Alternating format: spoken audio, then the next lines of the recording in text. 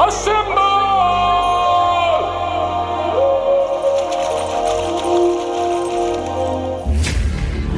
back and bigger than ever. It's the Unofficial 40 from SoonerScoop.com. Now, here's the entire SoonerScoop crew. Carey, Josh, Eddie, and Bob. All right, welcome back. It is another edition of the Unofficial 40 podcast right here from SoonerScoop.com. And it is like the OG show today where the original three are doing your podcast. We have Eddie, we have Josh, and we have myself, Carey Murdoch. Bob Brisbillo out with some family business today. And we are here in Norman, what we hope is a bearless Norman. Did you see any bears on the way in, Eddie? There were no bears, but I didn't get into the heart of Norman, so I don't know if maybe there's still a possibility. There's a dead bear, I know that. Got murdered. Last night, I freaked out. Like, you told me about it. Like, I don't know that I've ever told you guys, but a bear at my back door is my biggest fear in life. That's something that you shouldn't have to think about in Oklahoma. And I didn't even know Norman. there were bears in southeast Oklahoma, and then Blake Shelton showed up. I've heard of, like, when you go down to Broken Bow and stuff, I think Beaver's Bend. Yeah, there's like signs and stuff that say don't feed, I believe, but you don't really ever think about it. Only time I've ever seen a bear is in like Colorado or Wyoming. I don't think I've ever seen a bear like in person because I would shit my pants. I've just Legends of the Fall, The Revenant. I mean, like I've seen bears in. I could survive a Revenant attack. Yeah, you just gotta kind of grit your teeth a little bit. Dude, I mean, be tougher. He spent the entire movie immobile after that bear. He barely survived, Eddie. Yeah, I know. He should have been tougher. You're not Tristan. You're not out there with knife skills. That was a weirdly strange, decent movie, Revenant. That's one movie that I have seen. People that I know love it. I actually had a movie discussion about Oscars last night. The movie could have been 30 minutes long.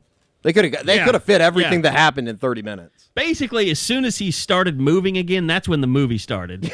Yeah. But the first hour 15 is him just laying there. Well, you've got to set up the rage that basically carries him through. He's not even pissed at the bear. It's the dude who set him up, and he's got to go that way. He's pissed at Tom Hardy. Yes, exactly. The Revenant, I don't know about you guys, that's one of those movies, kind of like Traffic, way back. Traffic is always kind of my example when I talk about this. You're like, that's a really good movie that I don't ever have to watch again. Like, it was good, and it was, but I'm like, I'm never going to be sitting around thinking, I need to watch The Revenant again. Like, I want to catch up on that. I feel that way about The Joker. Yes, I don't think I'll ever watch that again. Never saw it. It's so It's such a good movie, and it's so disturbing.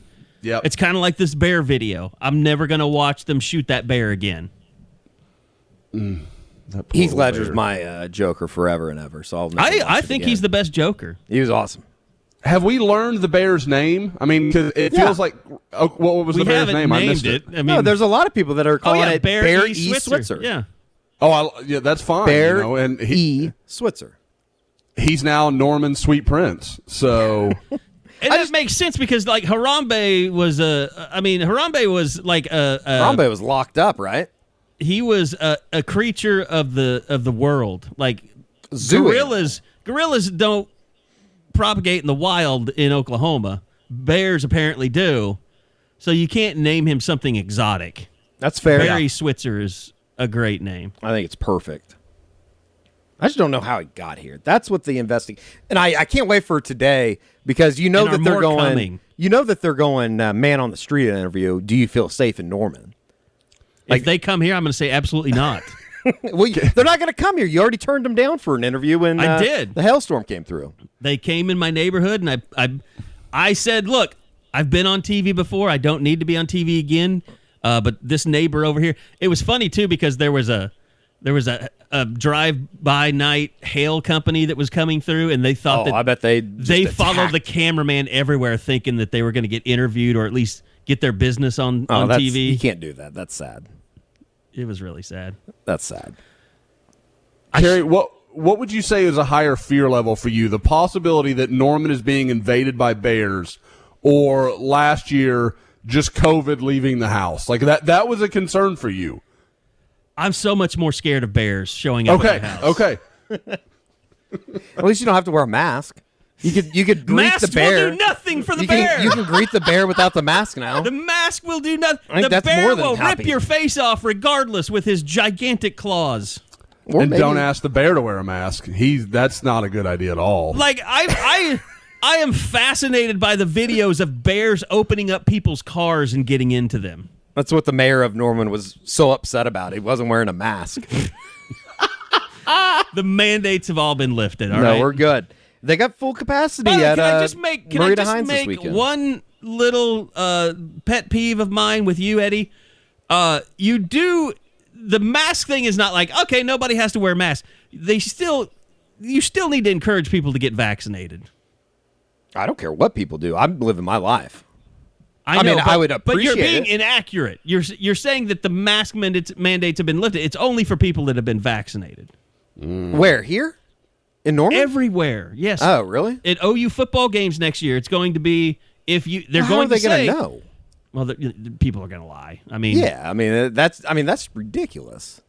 I have a lamination machine. Would you like to laminate your vaccination I card? went on a 30-minute tangent about the fascination of a laminating machine when I was younger. That thing was awesome. The smell of the lamination machine, like when you got selected in class to go be the person that got to go down and Hold on. like pick up all of the laminated materials, that was a big job, wasn't it? Guys, this feels like a safe space. This really feels nice because I've always had a fascination with lamination, and I don't know why. Like, I laminated, like, my tribal, like, enrollment card. Like, I laminate anything I can get my hands on. Hell yeah. We might do some live laminating right now. Gary's grabbing it. What can we laminate? I want to laminate something. Hey, That thing is badass. Look at that. But talking about laminating the vaccination cards, Tiffany and I are supposed to go to Mexico later this summer, and we are very hopeful that they're going to be like, if you'll just show a vaccination card, you can come in and out of the country at will. And I'm like, you can go down there right now. You're good. Oh, no. But the problem is when you return, if you come back, they have to test you before you return, and if you come back with a positive, you could be down there for a long ass time until you test negative again. And so now what I've heard is that the testing is not exactly like your local test where they're not really trying to get up your nose. Like they're getting a little flick because, they don't want you to test positive. They want Cancun to be a safe place to go visit again. I'm pretty sure that. Do you want yours laminated? What if you need this? Are you going to ruin it? I don't think so. Well, try something before you do my vaccination card. I don't even know how to use it. I don't know how to do it. Oh, you put it in the middle of this and then you just put it through? I think so. I've never used it. I got it for our press badges, but I've never used it. How many things that plug in are there in your house, Carey, that you've probably never used? Let's not talk about that. Yeah, A lot I feel more like than we probably want to admit. Because I'm also afraid of robbers as well as bears. But 9mm can take care of a robber. I don't think I'd feel good about 9mm versus a bear. Well, look at it this way. I don't think the bear can. Have you seen like the videos of people in Colorado or Wyoming, like the bear going through people's cars? That's what I was saying. I love watching those videos, and the bears are very adept at opening doors. You just didn't want the bear to come get in the new whip. That would be disturbing. Yeah. Plus, speaking of Eddie, Carey, how is it? I need to hear. We need details. Looks good. I think we're gonna go take a little drag test drive here after we get done. it's got a little. It's got a little pep in it. I'm enjoying it. I literally would not have bought a new car unless my other one had been totaled because of hail damage. It's a what's it called? It was a blessing in disguise. I was shocked that they would give me a loan. I mean, I was just like ready to go buy some beater on a used car lot somewhere in on Porter in Norman. You're a pillar of the community, Carey Murdoch. Of course they're going to give you Unlike a loan. when Josh goes to get a loan and he needs 7,000 documents from me. That's a fact. Oh, my God. That is a fact. Actually, that's the only way that we get our taxes done is when Josh needs to buy something. Yes, have to get I my buy shit something together. around like March of each year just to make sure that Carey is getting everything in. I was surprised that you didn't need, a vial of blood from me when you bought your new house. Yeah, I kind of was like, I kept waiting for them to call me and be like, and me to have to figure out, like, how am I going to get through this with Carey? We need 17 pages of paperwork, within 37 minutes. And it is always, I need this now. Like, yes. Well, trying to get this done today. Like, they'll give he's me usually 40 sitting in the office of the financial person, like making phone. Okay, I need the 2008 profit and loss statements. Oh my God, that was a first on this loan that I had to deal with, and I was like, this is madness. I don't want to. But part of your it problem was is like, you're not as famous as Eddie and I, because people know. So true. Like if we say, well, we're with Sooner Scoop, they're, oh, that's a very successful business. Like that cachet carries no cred in Houston. Absolutely. It should. No, someday it will. Like, you guys could wear the site shirts around, and people are like, oh, like, there are some people that are going to be like, oh, that's cool. I'm here, and they're like, F you, OU guy. And I'm like, thanks. Thanks a ton, pal. Yeah, just got to start wearing overalls, and you could be disguised as an A&M fan. Yeah, tell them you run Texags or something. I don't know. They'll just take that for your word. Maybe run into You the don't wrong look person. like Like, Billy oh, you're Lucci. Billy Lucci? Yeah. Hey, I saw that video of you on the internet with the fake penis. Wow. Nobody's seen that? Oh, I'm the only one that's seen that. No. Okay. There is a... Although, in your defense, Josh, you have some really fucking weird friends. It's not untrue, and they're laughing as they listen to this right now. That's your that's a sense statement of fact. humor and your friend's sense of humor, it's different. It's weird. There's absolutely no question. I learned that from the first time you told me I had to watch Old Greg. Oh, old Greg is funny as hell. That still gets quoted in my group a lot. I have no idea what that is. Don't old watch Greg it. is... Don't watch Oh, it. I won't watch it. Actually, watch it. I don't want you thinking. Yeah, English less of comedy's Josh. not my thing. Is that what it is? How? Now, wait a second. Was this part of the shtick? Like, Eddie he knows all along. Do you think Eddie tells us he doesn't watch shit that he knows? Like, he's watched all of it. Oh, no, I just like, Googled Eddie's it. the most... I Googled it. Okay. I was like, how the hell did you just... Old Greg took you to English comedy. Okay, that's fine. It says Noah Fielding is an English comedian. Yeah, I think it's funny as hell. It's weird. He's not... Terry's not wrong. It's fucking weird, but it's funny. Noel looks like, what's the word? Transvestite. I think there's some of that. There is some makeup. of that. A lot of makeup. He's green. Old Greg is green. So Oh, yeah. Okay, now I'm seeing the picture. I was looking at the picture of the actor. Yeah, we found that way too funny for a very long time. I'll probably just leave it that way. Okay, so it's 13 minutes. Show starts now, Eddie. All right, we got it. Welcome to college football on Bob May is not 20th. the best thing about today for Josh is Bob is not here, so he doesn't have to endure any basketball talk. Not that there's really a lot to. There get hasn't into. been a whole lot. I know Bob wrote an article this morning, and he's going to start reviewing all of the incoming transfers and stuff like that. Gave an A+ to Tanner Groves. Groves. I have a buddy named Tanner Grooms. What's up, Tanner? But it was, there's not a whole lot going on. And we actually talked to Porter Moser on Friday, and it was a very generic, love what he has on campus, love what they have coming in, love the staff, that kind of thing. Love the three guys that he has that he's been able to work with They so got far. four. Okay, they got four. Mo Gibson, Elijah Harkless, Rick Asanza, and Jalen Hill. Oh, yeah. I think most people are like, who's Asanza? Well, like, I mean, he's a 7'1" guy that nobody's ever seen unless you went to practice 2 years ago. Although I will tell you, the softball thread is riveting right now on the Crimson Corner. There are some novel writers in there, I think. The golf was pretty exciting, though, over the last couple days. Insane. They basically were dead and came back from the death. So did they have the second best round on the final day? Yeah, they were 10 under. Texas Tech won the regional, and they were 11 under yesterday. But Big 12 gets 5 into the NCAA championships here in 2 weeks out in Arizona. So you mean they don't flip a coin for the people that tied for fifth? No. They. I originally thought it was a foot race, but it is a playoff, and they luckily didn't have to go there. So OU got 4th in the regional somehow.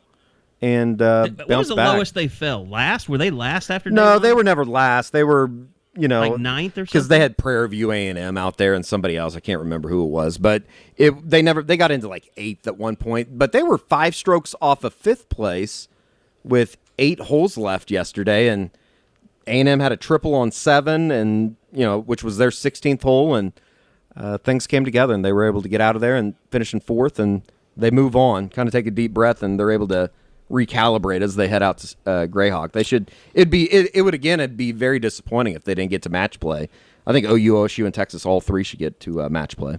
But I think the biggest thing, that's happened with spring sports is, and we were joking earlier about masks and stuff. The NCAA says that you're all clear as long as your state follows your state basically doesn't have mandates that state prevent it. guidelines or whatever. Yeah, now, regards state guidelines, or not regards, but depending on state guidelines, you can be at full capacity for softball and baseball tournaments or postseason. yeah, it's going to be interesting. NCAA. Obviously, they're going to have full capacity this weekend for the regional at Marita Hines and at what is it? I guess it's just Cowgirl Stadium up in Stillwater. They're going to have full capacity at both of those places. But I did Doesn't matter. hear You're not on the radio. You can just I pretend like I have no idea what it's called. Well, you can say I don't give a shit. I don't really care. I mean, just call it Patty Gasso North, I guess. But no, that's ASA Stadium. But it is kind of interesting. There was a report out of a softball blog this morning that got comment from from Oklahoma City. There's still questions about if Oklahoma City is going to go still 50% at ASA. Come on, David. I don't know. Like, I guess Channel 4 was working on that story this morning. It's been busy over there. They had bear murder last night and 50% ASA Stadium today. But, I mean, I think it's big just for everybody to hear. No, it is. Just because, hey, we're close to getting back to normal. Oh, I mean, at the end of the day, it's like just seeing like the Staples Center last night full for the basketball game was awesome in a way. It wasn't Full capacity full, over at but Kiawah Island too. I think Well, I not think full the capacity, largest but- is Utah that has like 70% for their playoff games or something. So that'll be pretty cool to see. Although it's going to kind of suck because they're still going to have those big barriers, so you won't really be able to tell on TV. It's a step in the right direction. You can see the light at the end of the tunnel as far as, you would think if everything keeps progressing, we get to the end of the summer and it's going to be full stadiums in football. No doubt about it. I don't think there's any doubt about that. When they go out next year, It's going to be awesome. you're going to see full capacity. I just hope, from our perspective, that we're back to, everybody being on the sidelines, not having to do Zoom meetings, getting to go out to practice and talk to people. I think that's number one. Is Well, Big 12 Media Days getting rid announced of that they're Zooms. in person, and that's going to be coming up in July. I think everybody that has listened to this knows our general feeling towards mid-July media days, because you ask questions and then you ask the same question 2 weeks later at local media or the day. people that didn't go asked the Right. same questions that you asked before. But I will be more than happy to sit through all of that, to just be back in person doing interviews. I mean, it's going to be at Jerry World. There's lots of space. There's no reason for them to really limit anything. Is it at Jerry World? Yeah. I didn't even notice that. I was just They figuring moved the it Star. away from Frisco, which I thought that sucks. was a great setup. Yeah, it sucks for us because I love just staying at the hotel, going downstairs, doing the media And you can stuff. get in and out of North Texas a lot easier than you can Arlington, too. That's a disaster over there. That's all right. I'll make the extra 45-minute drive if we can do in-person interviews. So we're moving in that direction. I did see, not that I care at all, but I think the sports world, when Mel Kiper puts out a mock draft, people pay attention, just a casual fan. And he, right along with everybody else, put Spencer Rattler, his number 3 player. He had Kayvon Thibodeau, number 1, and then another rush in it too, wasn't it?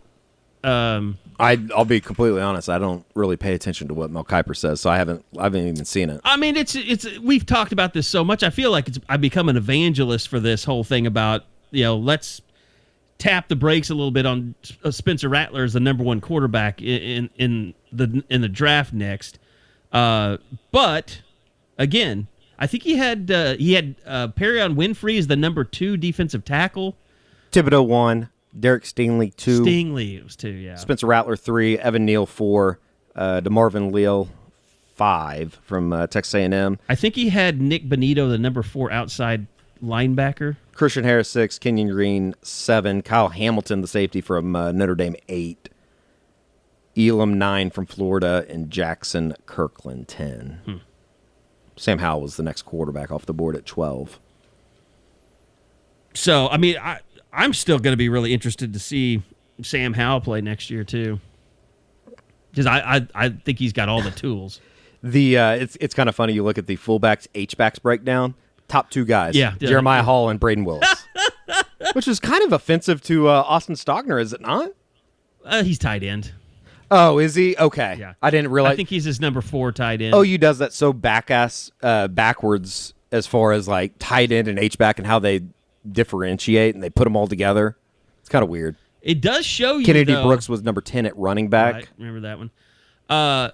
It does show you, though, that Stogner 3 at tight end. One thing is if you're Oklahoma and you make a big run this year, you're going to be replacing a lot in 2022. Yeah, I think that is, Josh, isn't that why there's a lot of people that, and you look at the landscape of college football and Oklahoma's the only team that returns a lot of, particularly at the quarterback position and Rattler. I think that's why you kind of look at, I don't want to say 2022 is championship or bust, but at the same time, it kind of is. And even with that said, we could sit here and list off all of the, and we have before, all of the kind of the quote-unquote question marks of what Oklahoma has. I think that's what makes the year so interesting is because you've got all these guys that are returning, and it seems really obvious. But, you look at Iowa State, I think they return 20 of 22 starters or something like that. But it's still a situation where how do you bet against Alabama and Clemson and Ohio State and what those 3 have done over the last 4 or 5 years? So on paper, Oklahoma makes all the sense in the world because they return guys at key positions. But and I know this will sound like me just being me, but you look through the years, the teams that have returned a lot on the offensive line are generally the ones that tend to find a way. Or, I mean, not even just the offensive line, just the line of scrimmage in general tend to be the teams that really kind of live up to the hype in the preseason. And that's, the defensive line, OU returns plenty. The offensive line, I mean, guys, for me, that's the biggest question on the team. I know people would say safety, but I think Oklahoma has found a way to live with what's happening at safety. You can't mask offensive line. You're playing well there or you're not. And Oklahoma, just didn't get the spring they would have wanted with some of those guys being nicked up and out for various points in time. Yeah, and I don't. There's not a whole lot. There's a lot to say between now and then. I just thought it was interesting that. No, it is interesting. The list was out there. Wanya Morris was the number 10 tackle. If we want to just slide through the rest of this, and you're right, Nick Benito, number 4 at outside linebacker. Have you looked at this list, Josh? Was there anybody that you thought just off the top of your head, like, oh, I'm surprised that he was left off? I was actually looking for it while you guys were talking about it here. I'll send you the link. Gabe Burkich, number 2 kicker. If that does anything for anybody. That gets me going. But no, I mean, and I hope people kind of understand that's what Wanya is. I mean, like, Morris, I could argue that's crazy to have him that high because he didn't have a very good sophomore year, but that's how freaking talented this guy is. Like, he could be a first-round pick next year. Like, he has that type of physical talent. He has the measurables that you need. He has all the stuff you're looking for, but he's got to put it all together. And we'll see. I mean, and I think what could get really interesting for him is, let's say he has a good year. He's, first team all Big 12, has a good solid season, kind of gets that second, third round grade. Does he come back? I mean, does he come back for 1 year where they say, if you'd come back and, you got the offense, you know what we're doing, you're versed in all of this, think of what you could do next year and maybe push into that first round conversation. I bet he goes anyways because they're just not the same connection to OU as a guy that's been there 3 years. Sure. But it's interesting. Like, he's one of those guys that could really jump if everything worked out right for him. I was kind of surprised seeing him in the press box, like down on the field. He was a little bit more doorknob shaped than I thought he was. Like he's not like he doesn't look like Orlando Brown. He doesn't. No. He doesn't look like even Cody Ford. Like a hybrid between those two almost. He's built more kind of like Eric Wren was built, but taller. Like pudgy isn't the right way to say it, obviously, but it's. I'm trying to represent here. It's like feet, head. Yeah, that's exactly what he looks like. Are you drawing on radio? No, Is that what's happening he was right using a One of these Google like Minis or whatever Yeah. that's not plugged in because it. And then I took the power cord for legs, and then a little tiny, like a round. That's more like the head right there. It was something. He just But has see- he has a donut around his midsection. Yeah, and I feel that. I feel that for sure. I have one as well. His feet move a little bit better than mine, though. I can say that. Well, I mean, he's probably a guy that was victimized by what Tennessee became, because we all saw Robinson and Hayes last year. They admitted they were playing overweight. They weren't where they needed to be, but they had this spring to turn around. Well, he's at Tennessee. He's going through the portal. He's doing all that stuff, and Tennessee is a unmitigated disaster even before that. You wonder, like, how much training was he even doing, before he decided to hit the portal? Like, what was happening And he in had their to off sit season? out. Yeah. Yep. So I wonder if he doesn't report in the fall and looks like a very different dude, because he's not just like a big guy. He's a good athlete. Well, yeah, and I saw pics of him from Tennessee. He didn't look like that type of body type. Yeah. So he probably put on some bad weight. One thing, back to the masks thing, that I think I will enjoy most about next season more than anything is, and I think we know Texas is going to be all for this, that having the state fair back. Oh, yeah, for sure. It's going to be awesome. Red River Rivalry, it's going to be state awesome. fair back. I mean, that was so depressing this last year. That will be one of the. Well, obviously, OU can't go out and lose. I don't think that they will. Texas can't go out and lose to Arkansas or somebody like that early, but I would imagine that's one of the tougher tickets in the country next year. I can see that. Sarkeesian's first. There's going to be so much hype OU, around. Texas. Yeah, like you said, unless they go out and lay an egg early, Texas fans are going to be as hyped as they've ever been. And there's no reason to game. think that they would go to lose in Fayetteville or something like that. I wouldn't think. Guys, their early season schedule is no joke. I mean, they're playing Louisiana, who is That's most an people are like, interesting Last one. year's That's shocker a team. Yeah. That's a scary game for your opener under Sark. Then go to Arkansas, Rice. Okay, that should be a win. And then you've got Tech, and then at TCU who has been a huge bogey team for Texas. Like they are kind of, to Texas what Kansas State has been to OU. Just somehow they find a way to be a problem. I mean, there's no doubt that Billy Napier would have outcoached Tom Herman. Yeah. I mean, that would have been a mismatch. Well, Napier was he offered He keeps turning jobs down. Yeah, he got a pretty big offer though, didn't he? I want to say that Auburn wanted him for a while. That's what it was. That's who it was. And then they ended up getting Harsin from Boise State, right? Yeah, because everybody was throwing out Campbell and Napier as the first two names when the job started How coming about the up. Matt Campbell report from that's insane. 80 million 48 million or something like that? 58 It million? was like 8 years for like 68 million. It was or like something 68.5 or something crazy like that. Does that have more to do with Detroit just being a nowhere nothing job? Look at the coach they got. Yeah. It's weird. Dan Campbell. I would never say that in front of him though. He'd snap in half. bite I'm your more kneecap. afraid of Dan Campbell than I am a bear. You can reason with a bear. Right.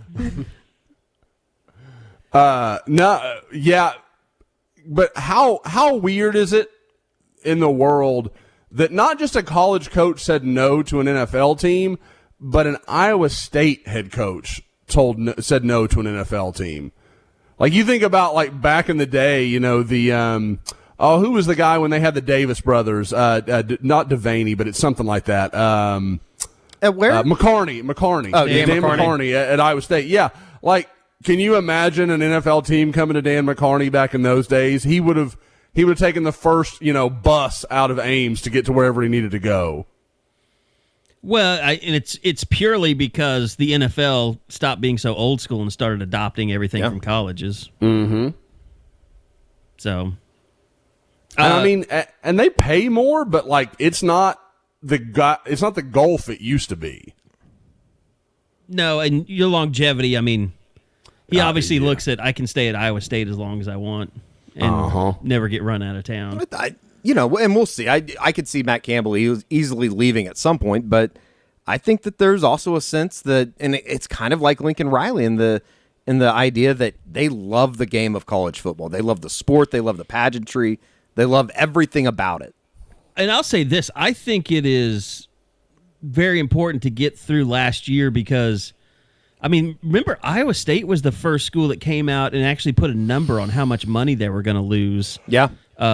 Because of the pandemic and not having people in the stadium. I mean, I think you kind of heard reports about like, college coaches are thinking about getting out of college because of this, but I mean, it was literally a once in a lifetime situation that we went through last year. Hopefully, yeah, sure. And from the outside looking in, it feels like that Jamie Pollard's a pretty damn good athletic director. I think so. At least for the football side. By the way, and I don't know if you saw this or not, but like the SEC is like borrowed against future earnings to pay their institutions like $23 million. Is that just to make up the difference for the television contracts? Just for the games they lost, or the games that they lost, and I heard a rumor it had something to do with payments already promised or something along those lines. I don't know. Some bagmen were. Hey, we gotta make these payments. Come on. Their promises were made. Hey, Tennessee got slouchy during the pandemic. We need some more money to cover this shit up. Yeah, we guys. We don't need to be a Tennessee, and we were using McDonald's bag, guys. We can't cut the corners any more than we already have. We need have. Louis Vuitton bags again. All right? Exactly.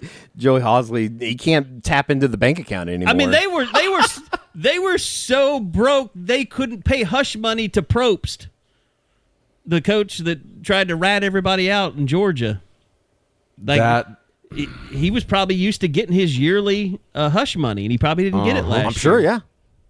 Yeah, because, I mean, why would he suddenly be ready to make noise? Like, why did that all of a sudden happen?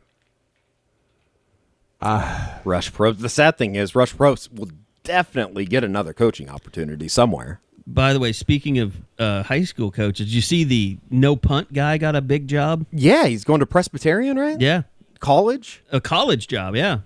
What's that guy's name? I forget every time, and then I see it. He's the guy that doesn't punt, though. He never kicks. Never kicks. Goes for Kevin. every It's time. Kevin something. Kevin Kelly. Yeah, I think that's right. They never really produced any big time D1 guys over there, right? That was because it was a smaller private school. Well, they had the quarterback that went to Auburn. Cody. What was his damn name? Cody Pulaski, Groves? right? Pulaski. Yeah. Pulaski Academy. Yeah, they had some moderate guys, but you're right. Nobody that just, not like that nationally top 10 type player or anything like that. Sure. And I guess, it's a tough ask coming out of Arkansas, and especially like a private school situation too. Absolutely. Trying to pull it up, see if I can find the names. But yeah, I mean, like I said, I want to say they also might have been the school that had the massive defensive line. His name was like Samuel Harville or something like that. I mean, years ago, probably 10, 15 years ago. And he was like 6 foot, but his bench was like 5'15". Like he was this little short-armed guy, and he was just a monster at camps because he was just, Hudson Henry's from there. The tight end? The Henrys, yeah, the Henrys. I didn't realize that. Yeah, I didn't. I had kind of forgotten that. And if I did know that, I completely forgot about that. Mm-hmm. And I see Hayden. I see, Hunter is there. Obviously now the Chargers tight end. Yeah. Yeah, I'll leave that up to Stephen A. Smith. By the way, I wanted to ask you about this, Josh, because I guess it's, I don't know. Rivals have been putting out this re-ranking, the number ones all time, and now they've done the number 2 all time. And I remember being, God, where were we? I think we were in Baltimore then when we had the 5-star during Myles Garrett's 2014. I can't remember. But I remember Deshaun Hand being there, and he was number 1. Mm-hmm. And I was thinking, who was the guy that was from Eric Stryker's high school that we had at number 1? Oh, the tackle kid. Damn, what was his name? Hang on, give me. I know exactly who you're talking about. Big long kid. I thought he was good on tape. I never saw him in person, but yeah, he. I guess was, we just have to go through our number 1s over the years, and we'll figure that out. Let's see, Armwood. What was that kid's name? Let me pull it up. Let's see here. Those rings. Let's see. Oh, Byron Cowart. Yeah. Oh, you're right. I'm thinking of. Yeah, I was thinking he's more of a stocky, shorter guy. I mean, he's still 6'3", but. I was thinking of the kid that came from Popka, Ty Darlington School. That's where I went wrong. But yeah, Byron Cowart, not one of Rivals' shining moments. Well, he had a whole thing, like, didn't they come to find out, like, he had to have someone holding his hand all throughout high school to keep him out of trouble and stuff? I don't know his story. Got it in his own way type thing? Oh, I'm sure there's, number 1 kid in the country goes to Auburn. There's always going to be some questions about how the hell that could happen. Sure. But yeah, that's the thing. People Eric Stryker was a great player. They've had 4 or 5 stars come out of that school since 2007. And then, a whole mess of Rivals 250 guys. Eric Stryker's not even in their top 20 products in the last, decade. And then he might have had the best college career out of all those. Yeah, guys. No, absolutely. No, that you look at it, there's nobody even close, really.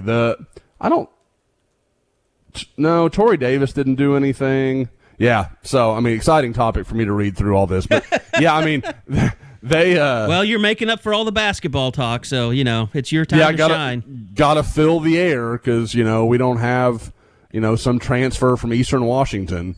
Whoa, by the way, put some respect on the Groves brothers' name. Slander are we going through here? Tanner's going to unfollow me on Twitter if you keep this up.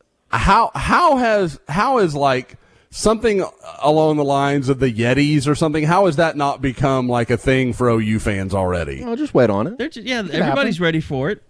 Okay, I feel like we need to get ahead of this. That's where we need to be. I'm all for making money off the basketball program. I'm not that into the basketball program. You're not supposed to say those things out loud, I don't think. Just bleep it. Do I have to do a long bleep for Josh, something that Josh said in the pod? Be a newfound scene, I guess. At least you wouldn't be talking about somebody's wife, which is usually the reason I have to bleep stuff. I miss Michelle. I set him up. I don't know why I'm surprised. So anyway, let's talk about, you guys have both been out on some practice fields the last couple of days. Josh, you got to see a guy that I know you got very excited about during the playoffs last year for Carthage, and anybody who watched Carthage play was like, damn, that kid is good. What a badass program, by the way. Just like that as a indoor whole. facility was amazing. Scott Surratt might be... Is he right now the most well-known, highest-ranked, most accomplished high school football coach in the state of Texas? He's won 7 state championships, right? 8. 8? Yeah, last year was 8. What Carthage a powerhouse. Carthage didn't have any. They didn't have one until he showed up, and they won one his second year, and since then have just been monsters. Like I said, and talking to him, guys, we'll get into it. He was the guy I talked to. He set up everything for me, told me when to be there, who to talk to, all the stuff I needed to do. And I deal with a lot of recruiting coordinators that are great and super helpful. Very few are as prompt and as efficient in getting back to me as this head coach who, has every reason to pull rank and be like, I'm not dealing with this dude. Like, I'm not dealing with this media crap. I don't have to do that. But he didn't act that way at all. He was awesome to deal with, super helpful. And just, and we've got an interview coming with him. I talked with him for about, I talked with him for 5-6 minutes, just kind of about Kip Lewis, but just also, what the last year has been like being being a guy involved in recruiting at a major program like Carthage. It's just interesting. We kind of went down some different roads, and for those that don't know, he is married to a Switzer, and had a chance to meet her yesterday. It's just kind of interesting. It was a fun kind of conversation talking to him about just everything that kind of connects him to Oklahoma and how all that kind of came together. But as far as Kip, he is a guy that, we saw him at Under Armour, but I never have tried to lie about this. I didn't get a chance to watch him much because A, there wasn't much on field work, and B, I was doing an interview while a good chunk of that on-field work was happening. I thought I was going to have like 30 minutes, and Eddie, what was it, like 15? I mean, it was nothing. So I didn't get to see him much. So yesterday was really my first chance to watch him. And, man, I've made the comparison. There's a lot of Brian Asamoah there. You can see what Brian Odom likes here. This is a guy he's not real big right now, but he's powerful in the lower body. He looks like kind of like a high school running back almost. That same kind of long, lean arm, kind of long-armed, lean guy in the upper body, but his legs are big. He's real powerfully built. And, they do a lot with him. They move him around a lot. He drops in coverage. He'll come off the corner and blitzes. Carthage, I mean, they know what they've got in him. So they get a lot of mileage out of how unique his skills are. He's probably 6 foot, 6'1", 205, something like that. He's a lean guy. He's not, one of these 240. He's not Kobe McKenzie, who's just a big, monstrous guy. So just a very different type of player, but moves incredibly well.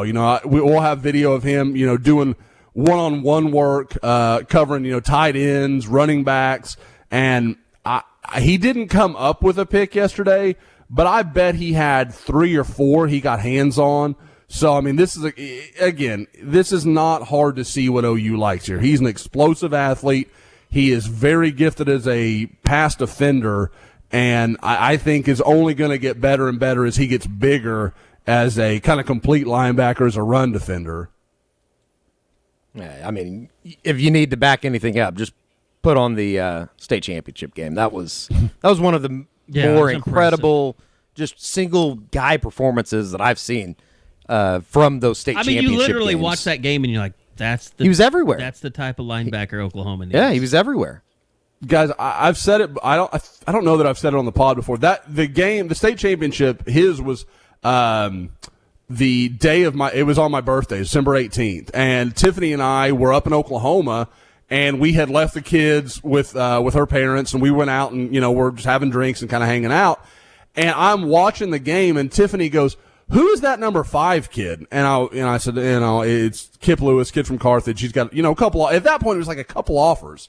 And she goes, "He's really good." And I was like, and I don't mean that as he's like to Tiffany, but when Tiffany can like half-assedly watch a game and be like, "Holy shit, that kid's really good," like, you're pretty special. He was everywhere on that day. And I asked Surratt about that, like what he kind of, if it was our perception or, that he really had already kind of blown up. Yeah. And he said no. He goes, really, he had some injuries in the spring before, and then everybody didn't get to see him because of COVID and stuff. So there was a lot of various things that kind of held him back.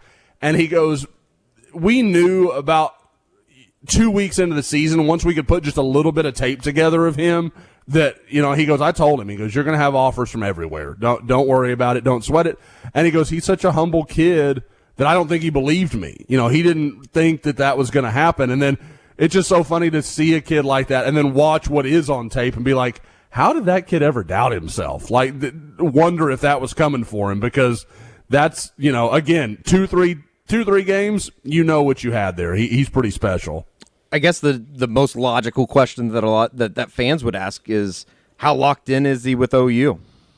I got the impression very much so. Just talking to Kip, he's a kid that didn't love the recruiting process. And I don't think it was really even, and this may be me defending my own, honor a little bit, but I don't think it was the media guys. I think it was he got sick of talking to his friends or people at school. Where are you going to go? What are you doing? Like, and you could tell it just kind of, he was like, man, I'd like to talk about something else. And he really likes Brian Odom. There's a really good relationship there. Loved what he saw at the spring game. Usually when I do an interview and I'll talk to a guy about where they are, people that are listening to this have watched our interviews. I usually at the end will ask a guy, how locked in are you? How do you feel about taking future visits, doing some things like that? What do you think about that? And he didn't even give me cause to ask that question. There was because there was nothing he said that caused any alarm. Like, it all sounded like, I'm going to know you. And I know, like I said, there is sometimes you get in these situations in Texas where maybe members of a coaching staff or there's reasons why Oklahoma's going to have to fight because there's people there that want him somewhere else. Coach Surratt has a daughter at Oklahoma, Eddie. I know you've talked about it on the pod before. He's going to be making trips to Norman. Yeah, he didn't know that. He was informed that. No, I just pointed out she went to OU. I don't want people to think that I'm creeping on a sophomore in college.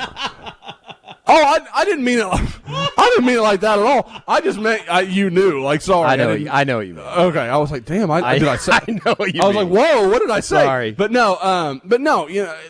So there is some connection. Grimlock told you, and that'll take care of it. We'll blame it on him. Yeah, for sure. Yeah, there's a connection to the school. So some weekend, for whatever reason, they may go up there to see their daughter, and Kip can just catch a ride. So it's not like you're having to fight that battle of, I want to go to OU even though my coach kind of wants me to give a look to A&M or to Texas or Baylor or whatever. So it's a little easier road for them with him. And again, I don't think he likes the chaos of recruiting. So I think he is all good with just being done with it. Well, that's good news for Oklahoma.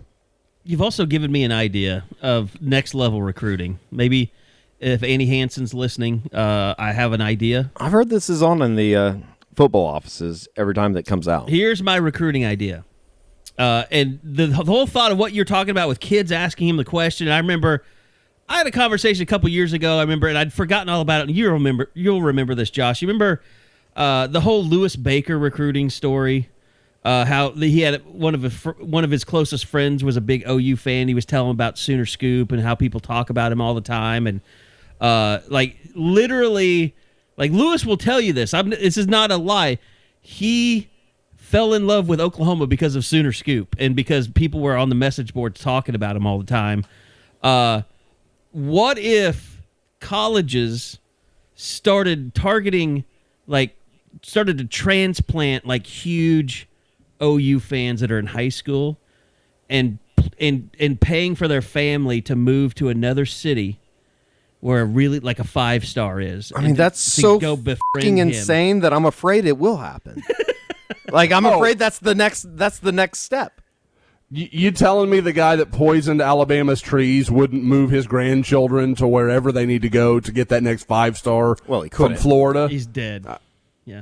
Oh, well. Harvey. R.I.P. Harvey. I just mean as an example. That level of Alabama fan, of which there are tens of thousands, right? Maybe would do it in a heartbeat. Maybe this becomes Grimlock's calling in life to take it to the next level.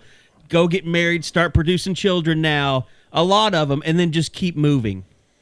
Mm-hmm. Space your children out every 4 years, though. Yeah, because you got to have one well, you could do it every year. You'd have it every grade.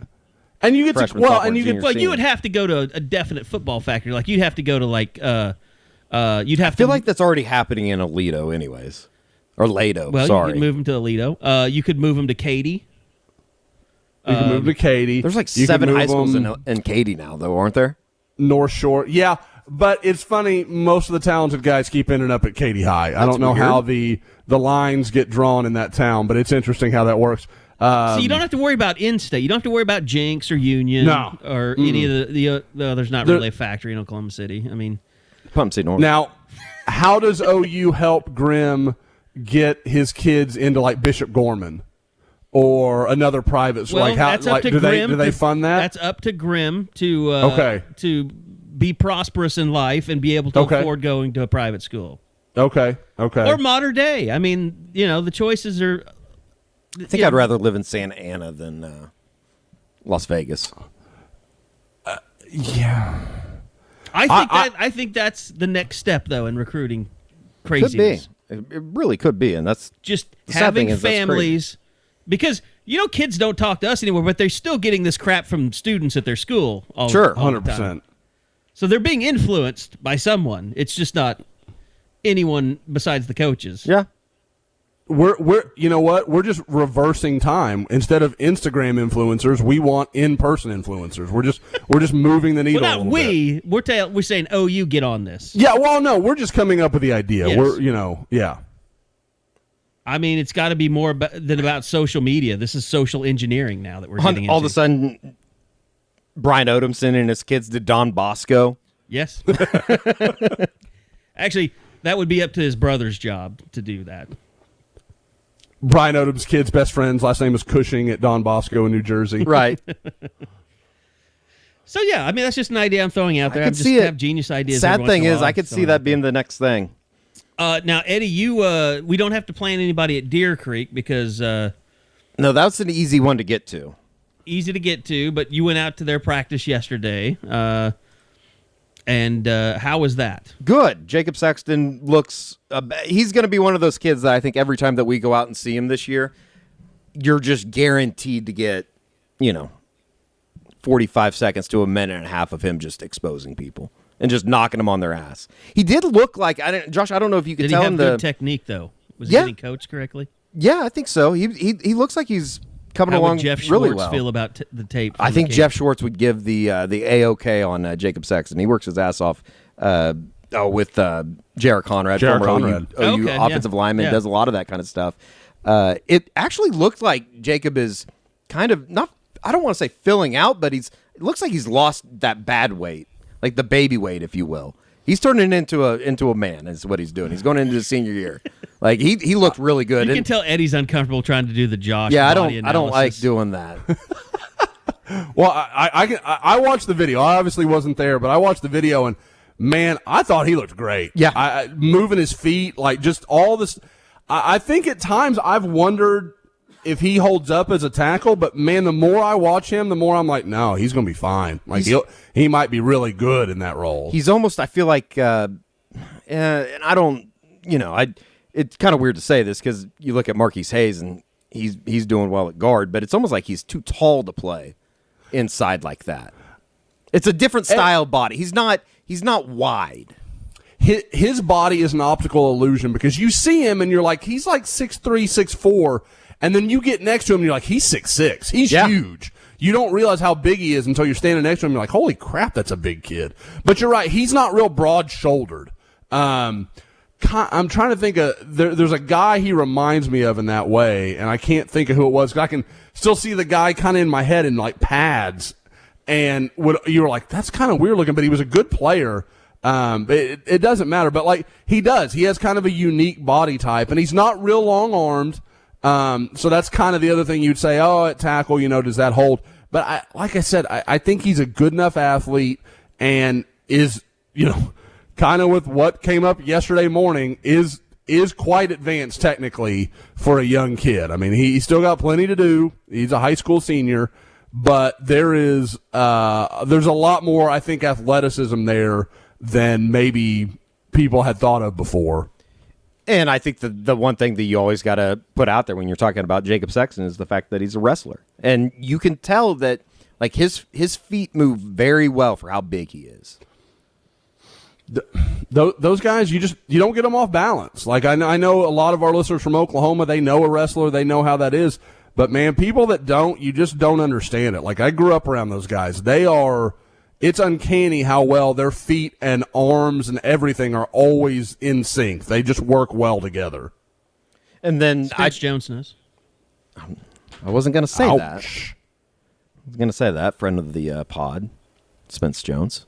Sorry, Spence. That was a cheap shot. It it is going to be kind of interesting to see how it all plays out. He has the top 5. I talked to him a little bit afterwards. We didn't put him on camera yesterday just for the fact that we talked to the kid, a month ago at the Rivals camp. So yeah, he's taken the visit to Tuscaloosa. That's his first official visit, June 4th, June 5th. Do you think when Bill Bedenbaugh saw that, he was like, "F you, Alabama"? Well, I think he's been pretty open about it. I mean, alone. he told Josh and I both down in Dallas at the Rivals camp. It's like, I can literally get down there anytime I want. Yeah, and I think he's going to take advantage of the visits, and we'll see where it goes from there. Eddie, and you can tell me if you got any vibe just being around the practice or being around him yesterday, but I know, and he's a good enough player, OU fans need to sweat him, but man, when I talk to him, it's just there's a different level of comfort with Oklahoma than everybody else. Like now, and maybe that gets fixed because it's a weird year and he hadn't had that chance, but it just seems like there is a connection there that's going to be hard for a lot of schools to overcome. I think and it's always hard to kind of like separate it, but when you grew up in, I completely just, I guess, projecting as far as Deer Creek goes, but it just seems like an OU school in a way. Like, I feel like I knew a bunch of people from Deer Creek that ended up at OU. Be careful, Matt Romine. Well, I don't know that they've sent a lot of people to OSU, but I don't know. It just seems like that's a good fit. It seems like him and Bill Bedenbaugh would be a good fit as well. Yeah. So we'll see. Matt Romine. I was wondering if you were listening. No, do you remember that story that we wrote, like basically why he didn't come to Oklahoma? That went over well. I remember people being very, why the hell's he on our front page, traitor? Yeah, that did not go over well. I remember that. And I think it was kind of one of those things where, like, we have to write this. Like, yeah, because we can't just act like it didn't happen. We gave every indication that Oklahoma was leading in this thing, and then it didn't happen. I mean, where was Matt Romine from? He ended up at Union, Notre Dame, right? Yes. Uh-huh. Yeah, he's from Union, went to Notre Dame. Decent career. I mean, not a great career. I want to say he started a couple games up there, and then I think he transferred back to Tulsa his last year. I think that's right. And I mean, guys, this is a guy. Because, see, he was going into his senior year when Blankenship left to join Tulsa's staff, I think. And when they brought in the guy from Indiana that was just the unmitigated disaster that ended up becoming the head coach at IMG, the Kevin Wright guy. God. And I remember still talking. Can't believe that A, they hired him at Union, B, IMG decided to hire him. I remember talking to Matt. Hope not. That's why he got his ass fired at IMG, probably. And just hearing stories about how divided it all was. Because everybody at Union wanted them to hire Steve Spavital, who ended up becoming Broken Arrow's head coach. But all the Union guys wanted Spav, and it was real contentious. Pretty much, from what I could gather from the players to the trainers to parents to, alums, like, it was just ugly. It was like a season on the brink at Tulsa Union kind of deal. Like, it was just everybody was unhappy. And it was, I had that kind of relationship with Matt, and it just shows you, like, anytime you think you know a high school kid and what they're thinking and what they're doing, man, you don't. Like, he was a good reminder for me because I was like, I know what he's doing. I know what he's up to. And he was like, I'm going to Notre Dame. Oh, okay. That was a ugly day for my professional career. I'm trying to think of. There's similar things that have happened. Obviously, well, how close was how close was the one we don't speak of? Yeah, that was when OU hands out. Was that wasn't a similar situation? A press release though, with his name on it. Yeah, and then has to come and collect them and take them back and edit them because I've told this story. I did the interview beforehand. Like I thought we were set. And I remember we had somebody there and Krabby was on the phone with them and and Krabby's relaying it to me and I'm putting it on the board. And he types in it's Tennessee. This is like on AIM years ago on AOL Instant Messenger for people that don't know what the hell AIM is.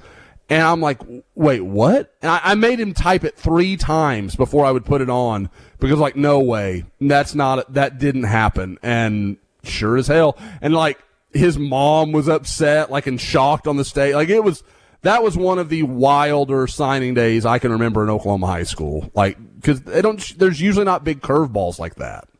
I think one of my favorites is listening in to Eddie at Josh Waraboko's commitment and people literally booing when he announced. It was unbelievable. I've never heard that since or before. He got booed for his announcement. It was just awkward. And I'm glad I wasn't there because he's one of my all-time favorites. Yeah, good kid. Probably the first and maybe the last one will be at Cassidy. I wouldn't imagine that they get another kid coming through there in the next couple of years. I don't know. Maybe not. I mean, they had that run there. No, it turned out to be a pretty good situation for OU, I would say. Yeah, because what did OU have to do? Is that when they took Savage?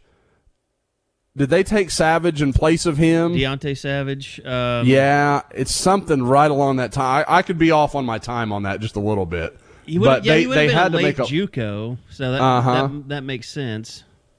Let's see. No, that wouldn't. That's Deontay Savage was 2010. No, he wasn't. I'm looking at his high school. But I thought that they had been involved with Savage even before, the whole season leading up to that. Like it wasn't a last minute thing.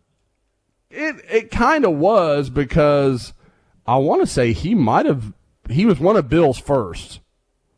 Let's see, 2013. So he would have been class of 2013. Yeah, because he played in that Alabama Fiesta Bowl. Yep.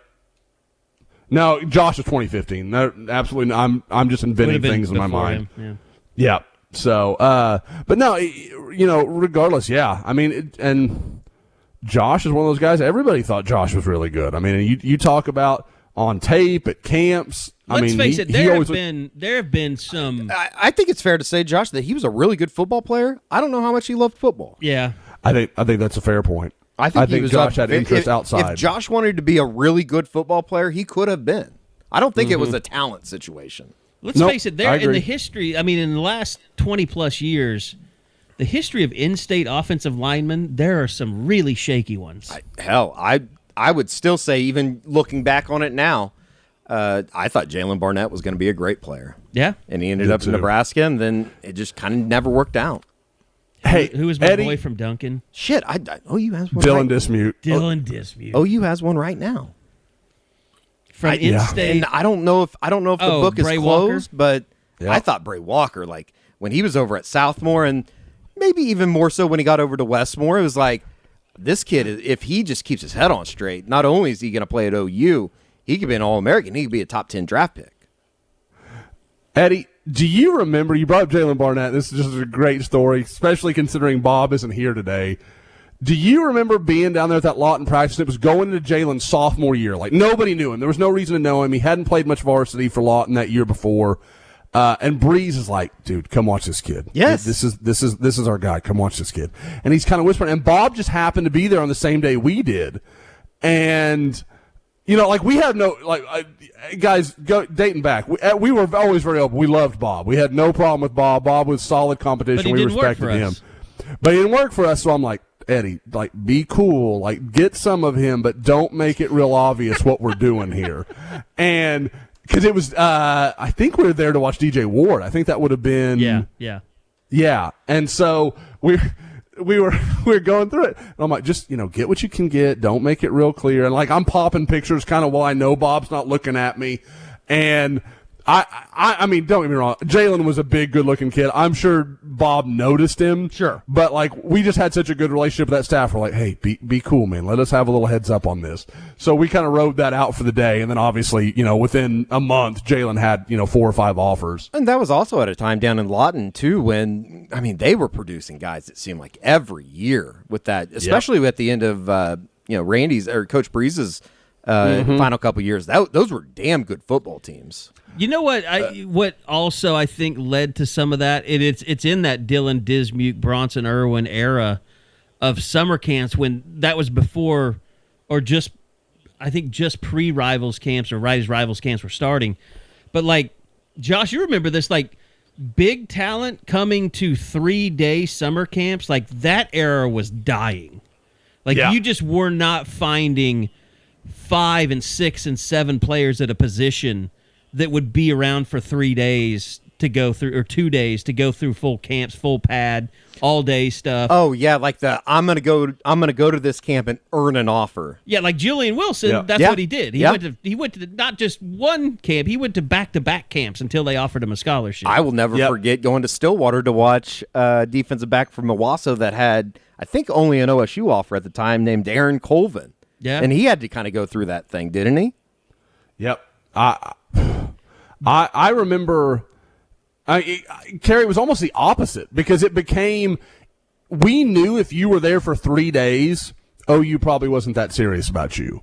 Like, they would have just told you, hey, come in on that middle day, because it was always day 2. Right. And usually the afternoon session, that was when you found dudes. Like, that's when there was real guys there. Mm-hmm. And and for people that weren't there, they can, like, it would be those first 2 lines. You never needed to look past those first 2 lines, because OU would just have those guys right there in a row. You knew who was real, who wasn't.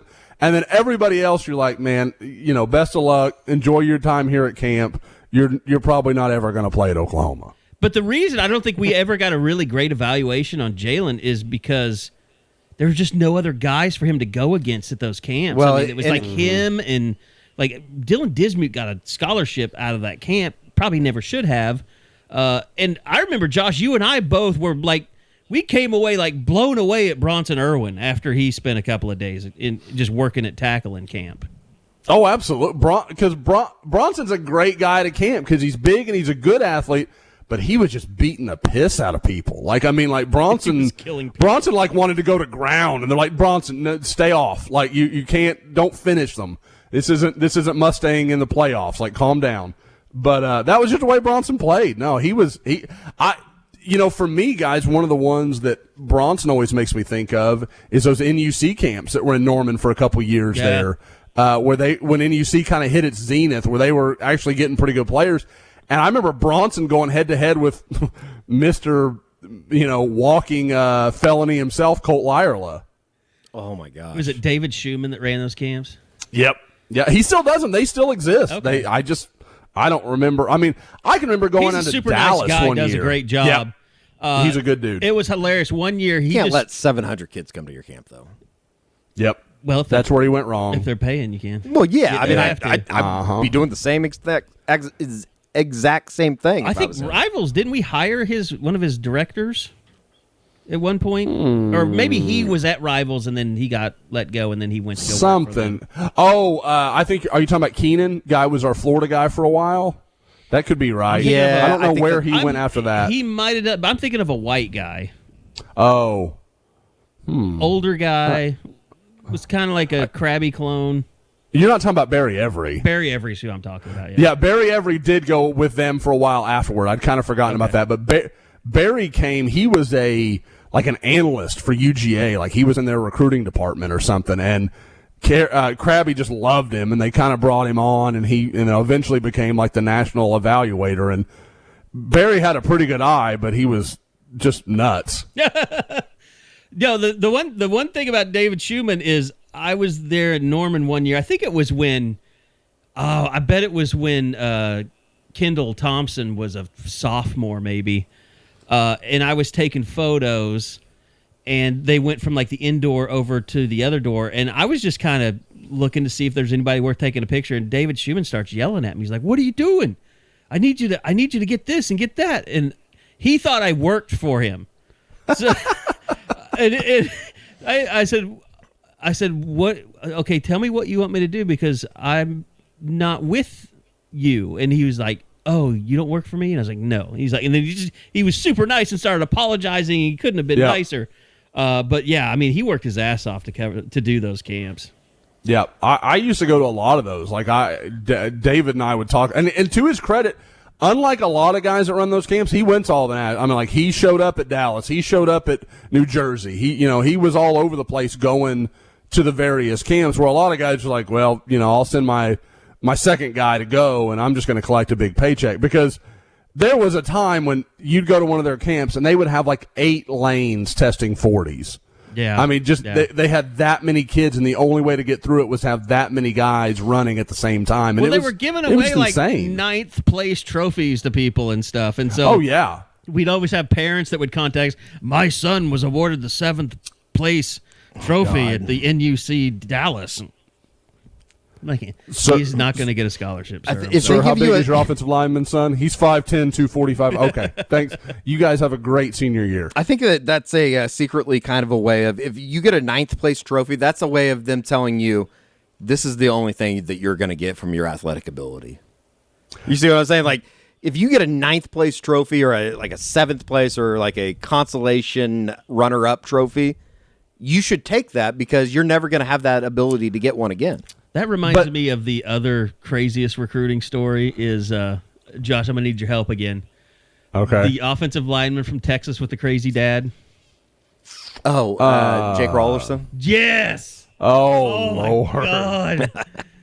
I went Big NUC guy. Big NUC guy. I went and just relayed, didn't even quote him, just relayed a conversation that we had, that we definitely had, about how they felt about Texas, and he was just bullshitting. I'm sure of it now, and Orange Blood's got a hold of it, and he literally started lying his ass off, saying he never said this, and that I misquoted him, and I was like, I didn't quote you at all. I just relayed a conversation that we had. But yeah, that was one of the craziest people I've ever run across in recruiting. I could see. Yeah. He was like Richard Haburn's like evil twin. Like all the good things of Mr. Haburn, like he was the opposite. Like he was the evil doppelganger. I love Richard Haburn, man. He's great. I do too. Like his energy was like positive. Like it was always like good. Like we're gonna keep moving forward. And Rollerson, like as soon as it went bad, like they were weird from that point on. He was just too involved, and like if you're a parent, my best advice is stay off of message boards. Yeah. If you're a coach, stay off of message boards. Stay off social media. Don't do it. Like it's not. There's nothing you're gonna find there because you're gonna focus on the negative. 100 people could tell you your son's great, and you're gonna focus on the one dude that says he's trash. Well, and I say that. Don't do that. There is a caveat there. Like we've had former players whose parents were on the message boards before their sons were even being recruited that understood it. Mm-hmm. Like they're still on the board. They're still OU fans. Like you can't just come into it just because all of a sudden your son. There's a certain level of thick skin that you have to have. You have to understand what you're getting into. You can't get blindsided. It's like you're walking into somebody else's playground. Guys, do you think that's why like social media? Like we don't sit there and like talk about. Man, social media is hard. Like, there's so many people out here. I came about on a message board. Like, that's where I got my start in this career. And so I guess, like, I've just watched it happen, and I've been part of it happening. So, like, all the snarky, just shitheadiness, that doesn't do anything to me. Like, it doesn't do anything for me. It doesn't affect me. Because I'm just like, yeah, that's what a message board is. Like, I guess I just think that's the way that is. This utopian message board where everybody's nice all the time. I don't know where that is on the internet. I've never seen Nobody's posting on it. It would make me uncomfortable if I heard about that. Yeah. Those message boards don't exist because they're boring and they die. That's true, too. And the people that say that, like, I'm like, when you hang out with your buddies, do you guys just like, do you remember when you hit that home run in 7th grade? Pal, you were so good. No, you talk shit to each other. That's what you do. Like, it's fine. Like, that's just guys being guys. I never understand why that's, I mean, don't get me wrong. There's a line when it goes too far, but just, like, jabbing each other, man, just, toughen up. I think the problem comes in when people don't understand there's a difference between a jab and just hitting someone with a sledgehammer. Yes. And there, I guess this is ironic for me to say, but there's also probably a line too, isn't there? Oh yeah, as far as what you can and cannot like step Eddie over. and I hit lines all. We run into it all the time. Josh is the kind of personality that you can almost let anything go. It's just if you see it enough, you're just like, finally, I've had enough. Sure. Yeah. I will always talk it out with somebody on the board unless like you post some porn or some crazy shit. Yeah, you're going. Like you're gone. But like generally, if like you can give me some shit, that's fine. I don't care. But usually just, like, it's because chill after out. Eddie and I have bitched about someone multiple times that we're just sick of them. Yeah. Because again, guys, I'm a big old whore. If you're gonna pay me money, yeah, fine, whatever. Like Touch I me can deal with a wherever. lot of stuff. Yeah, I that's fine. I Tiffany doesn't care. She's not gonna lose any sleep over it, as long as the paycheck's coming. Man whore. Won't be the only thing coming.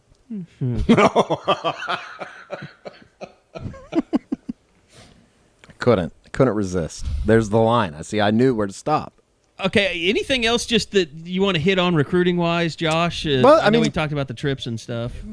Maybe preview a little bit of what Josh Yeah. is going to be doing next week, because we're going to start the annual. And this kind of made me depressed, and I guess not depressed, almost kind of proud. What, But I'll tell you what makes you depressed. Watch that Friends trailer, that reunion trailer. Holy shit! yeah, that's going to be. I'll watch it because You don't. I'm a little bitch like that. But You don't.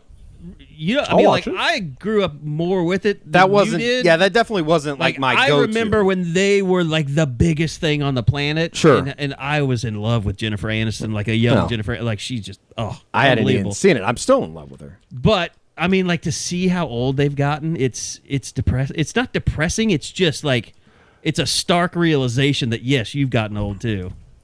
Yeah, Matt LeBlanc. I'm like, holy shit! See, like I you can got forgive really fat. old. Like David Schwimmer looks like he's had some really bad plastic surgery. Joey still at least looks like Joey. He's just fat. He does. Yep. And and Chandler gray. was bombed out of his mind. I would not be surprised if he dies of a drug overdose at some point. in the Yeah, future. he's gone through some rough patches, hasn't he? I was listening to that trailer as I was driving back from Carthage yesterday. Does he say anything in that trailer? No, that's the thing, and they don't show him very often. He does say, That- "Now I I'm was gonna wondering about cry," that. like at the very end or something. But they Okay. had like some kind of God, I don't even know if I can find it. But they had something with him talking, doing an interview for like Vanity Fair or something. He's like slurring his speech Yeah, it and was stuff. awful. Yeah, page 6 was all over that. It was crazy. Here, let's see. Here, I'm gonna play this. While being a really close-knit group, we don't see each other, all 6 of us, a lot. I stole the cookie jar that had the clock on it, and I gave it to Lisa Kudrow because she, one point, looked at it and thought it was a real clock. Like Funny. siblings, I would say. Yeah, really. like siblings. Very supportive. There's Very, very sexual. Yeah. I mean, Yeah. Oh my! he's not At the sober. core. Yeah, at its core. Yeah, that's part of the show. Yikes, that's weird. I wonder why. He was I a don't big. know what his thing of he was- choice I is. thought it was prescription. I think that's right. Pills, Yeah, I that sounds thought. right now. Sad. Yeah, I think he's had his fair share of problems. You realize this will be the 10th year, I think, that we've done the spring tour, Josh? Yeah, that sounds about right. Which one of us has the biggest drug problem, Eddie? I don't have a drug problem. Okay. It's called medicine, Carey. I volunteer as tribute. No. Yeah, it should be. It's going to be a really interesting week. I'm still trying to squeeze a few things in. Like we're actually talking about Deer Creek. I think I found a way to go see them probably after we record the pod next week. Now, by the way, we buried the lead. It'll be a full in-studio Josh McQuistion appearance next week. All up in Oklahoma. Allegedly. We'll see. Are we going to have our YouTube set up so that we can, that seems like a great inauguration. Yes. Which means Carey, you went quiet. Carey went quiet. we can set up phones. A lot of cleaning has to go on. Oh, no. Curtains. Just put curtains. So where you can't see anything. Just We'll be hang up sitting in curtains. a black. Yeah. Like, isn't that what they do for like the Switzer thing that they had? Yeah, they just put, They them in just a put a room bunch of I think curtains that was up. the Billy Tubbs thing that they did the basketball. Oh, was it? Yeah. I would say there's a decent chance, Carey, just instead of cleaning, we'll buy really expensive green screens and put them around the, like behind everybody. And he's like, look at my beautiful home. But no, yeah, Just put you know, pictures of bears behind us. Start off the week, gonna be at Booker T. Gonna go see Union. Really, the first chance to see Jaden Rowe. Sure. I'm really excited about that because he's a guy that is almost like legend at this point. Because like you keep looking at his track times and you look at his measurables, and you're like, can this all match up? So I kind of want to see him in person, see what he looks like. Obviously, Union. Really talented as usual. They've got several guys that are kind of worth a look. They got a young defensive lineman in Demarion Thomas that I want to get a good look at. And then, going to go see CCS in Norman there, a school I don't think I'm shocking anyone to say I've never seen before, to go see the By Job kid that is really picked up a lot of attention.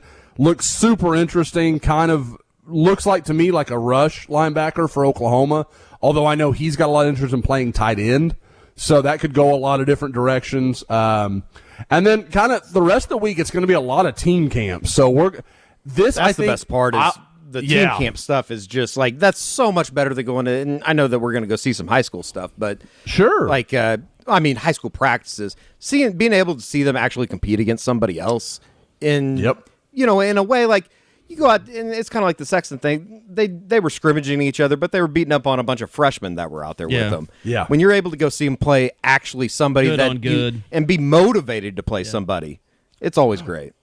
Well, like, we're going to go to the Mustang team camp on Wednesday and see Jacoby Johnson, OU's 2023 defensive back offer, go against some of the athletes from like Del City, from Lawton Mack, from there's some guys out there that are going to make him do some things where. You guys know how that is. Like, when there's an elite dude on campus, everybody tends to kind of bow down to that dude. Like, the receiver's like, I'm not going to get embarrassed on this route. I'm just going to kind of do what I got to do and then get off the field. So you get to see some of those. Going to go to Choctaw's team camp. Even going to go to see Verdigris' team camp, where they're going to have, like, Hilldale, Beggs, Bristow, who I think Hilldale may have a couple of sleepers in the state that I don't think people are talking enough about, so I'm kind of excited to watch them. And then, kind of to end the week, I'll be at Owasso's team camp that is like Booker T, Broken Arrow, Stillwater, Union, Sand Springs, like all these big-time teams. So it should be a really, really good week. Going to get by Bixby to see Luke Haas and all the Spartans just reloading again for another, state championship run. So it should be, like I said, it should be a really good week. Going to see a lot. We'll obviously have a lot of content come out of this because most of these I have tried to schedule to where I don't have. One of the problems with when we do this is if I have to make if there's a kid like Jaden Rowe, perfect example. If he's a guy I want to interview, well, I can't schedule him in the middle of the day because I've got to wait until practice is over and the coaches have had their position meetings and all that sort of stuff. Well, I've lost 45 minutes waiting for him to do the interview when I could have been at Booker T or at Jinx or somewhere else. So that's always kind of the tricky part, but it actually worked out pretty well this year where, like, I'm ending the day at Bixby so I can sit and talk to Luke Haas. I'm ending the day at, like I said, Union, so I can sit there and talk to him. At Norman, I can talk to Job for a while. So, I mean, there's, not at Norman, but in Norman. So there's a lot of opportunities to have some conversations with guys that either are very much involved with Oklahoma or probably will get there. Is the Job kid probably the most, I guess, intriguing in a way, just because there is so much unknown about him? Like, I'll be honest, I DM'd you the other day. I was like, is this kid a good football player, or is he just a great athlete? I don't think there's any question. I mean, and again, I want to see him. When you see like his basketball stuff, you see the 7-on-7 stuff that he did, it's like that's an OU looking type guy. That's a freakish athlete. His trainer, Sean Cooper, a guy that we know out of Southeast Oklahoma that does a lot for guys down there, sent out a video the other day, and I kind of made a joke when I saw it about something Tiffany had noticed in the video.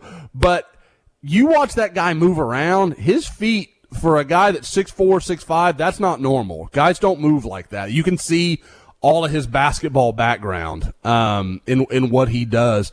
And so I really am. I'm excited to get a look at him. Another guy going to see that same day, I'm going to go up to OCS in Edmond and see the Henry Rothwell kid that has a lot of people excited that he's going to be a big-time receiver in that 2024 class. That's the interesting thing, is because there are already guys in 2024 that are catching your attention. Obviously, David Stone at Del City, going to get a chance to see him.